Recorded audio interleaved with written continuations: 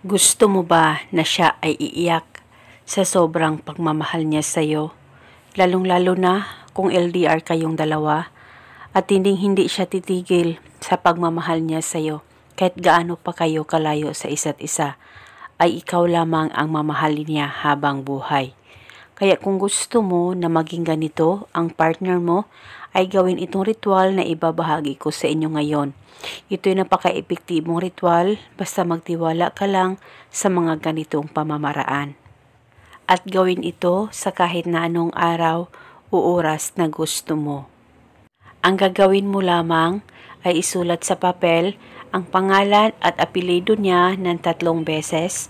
Dapat alam mo ang tunay na pangalan niya nang sa ganon mapadali po ang talab nito.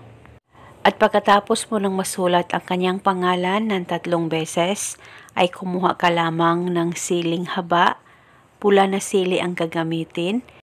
At pagkatapos, balutin mo itong isang sili dyan sa papel na sinulatan mo ng kanyang pangalan. At pagkatapos mo nang mabalot ito, ilagay sa plastic o ziplock itong ritual at hawakan saglit, mag-focus at mag-concentrate ka. Pakaisipin mo ng mabuti ang mahal mo at ibulong mo ang mga salitang ito.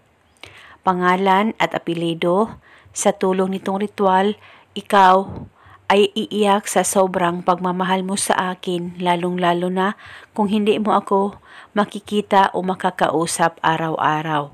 Ibulong mo lamang ito ng 3 beses. At pagkatapos, itago itong ritual. Pwede ito dalhin kahit saan ka man magpunta, ilagay sa bag o di kaya sa bulsa mo. At isa itong gabay para mas lalong mapabuti o mapatibay ang relasyon ninyong dalawa ng partner mo as long as 100% ang paniniwala mo sa mga ganitong pamamaraan. At dapat huwag kalimutang palaging magdasal at manalangin at hilingin ng buong puso. At itago itong ritual pang matagalan upang mas lalo ka pa niyang mamahalin kahit LDR kayong dalawa. At eto muna sa ngayon, maraming salamat po sa panunood. May God bless us all.